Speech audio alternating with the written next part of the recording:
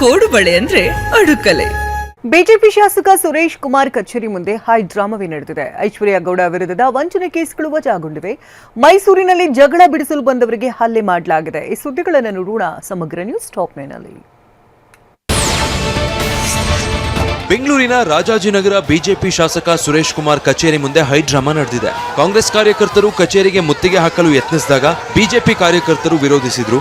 ಒಂದು ಹಂತಕ್ಕೆ ಕೈ ಮಿಲಾಯಿಸುವ ಹಂತಕ್ಕೂ ಹೋಗಿತ್ತು. ಪೊಲೀಸರು ಪ್ರತಿಭಟನಾಕಾರರನ್ನ ವಶಕ್ಕೆ ಪಡೆದ್ರು.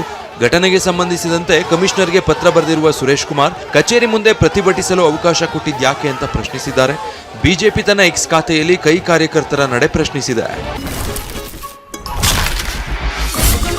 ಸಾಂಪ್ರದಾಯಿಕ ರೆಸಿಪಿ, ಮತ್ತಷ್ಟು ಬೇಕೆನಿಸುವ ರುಚಿ. ಕೋಡುಬಳೆ ಅಂದ್ರೆ ಅಡುಕಲೆ. ಮಾಜಿ ಸಂಸದ ಡಿಕೆ ಸುರೇಶ್ ತಂಗಿ ಎಂದು ಕೋಟ್ಯಂತರ ರೂಪಾಯಿ ವಂಚನೆ ಆರೋಪ ಕೇಸ್ನಲ್ಲಿ ಐಶ್ವರ್ಯ ಗೌಡಗೆ ಹೈಕೋರ್ಟ್ನಲ್ಲಿ ರಿಲೀಫ್ ಸಿಕ್ಕಿದೆ. ಐಶ್ವರ್ಯ ವಿರುದ್ಧ ದಾಖಲಾಗಿದ್ದ 5 ಪ್ರಮುಖ ಕೇಸ್ಗಳನ್ನು ನ್ಯಾಯಮೂರ್ತಿ SR ಕೃಷ್ಣಕುಮಾರ್ ಅವರಿದ್ದ ಏಕಸದಸ್ಯ ಪೀಠ ರದ್ದುಪಡಿಸಿದೆ. ನಟ ಧರ್ಮ ವಿರುದ್ಧ ದಾಖಲಾಗಿದ್ದ ಪ್ರಕರಣವೂ ವಜಾಗೊಂಡಿದೆ. ಐಶ್ವರ್ಯ ಪರ ವಕೀಲ ಎಸ್ ಸುನೀಲ್ ಕುಮಾರ್ ವಾದ ಮಂಡಿಸಿದ್ರು. 2.52 ಕೋಟಿ ರೂಪಾಯಿ ನಗದು ಮತ್ತು 2 ಕೆಜಿಗೂ ಹೆಚ್ಚು ಚಿನ್ನಾಭರಣ ಪಡೆದು ವಂಚಿಸಿದ್ದಾರೆ ಅಂತ ಆರೋಪ ಮಾಡಿ ಡಾಕ್ಟರ್ ಮಂಜುಳಾ ಅನ್ನೋರು RR ನಗರ ಠಾಣೆಯಲ್ಲಿ ದೂರು ನೀಡಿದ್ರು. ಸಂಚಾರ ನಿಯಮ ಉಲ್ಲಂಘನೆ ದಂಡ ಪಾವತಿಗೆ ರಿಯಾಯಿತಿಗೆ ವಾಹನ ಸವಾರರಿಂದ ಸಖತ್ ರೆಸ್ಪಾನ್ಸ್ ಸಿಗ್ತಾ ಇದೆ. ಸಂಚಾರ ನಿಯಮ ಉಲ್ಲಂಘನೆ ಜೂನ್ 21ರಿಂದಲೂ ದಂಡ ಪಾವತಿಗೆ ರಿಯಾಯಿತಿ ಆರಂಭಿಸಲಾಗಿದೆ. ಈವರೆಗೆ 20.3 ಕೋಟಿ ರೂಪಾಯಿ ದಂಡವನ್ನು ಸಂಗ್ರಹಿಸಲಾಗಿದೆ. ಜುಲೈ 10ರವರೆಗೆ ಇರಲಿರುವ ರಿಯಾಯಿತಿಯ ಅಡಿ ದಂಡ ಪಾವತಿಸಲು ವಾಹನ ಸವಾರರಿಗೆ ಅವಕಾಶ ಕಲ್ಪಿಸಲಾಗಿದೆ. RSS ಸರಸಂಘ ಚಾಲಕ ಮೋಹನ್ ಭಾಗವತ್ ಬೆಳಗಾವಿಗೆ ಆಗಮಿಸಿದ್ದಾರೆ.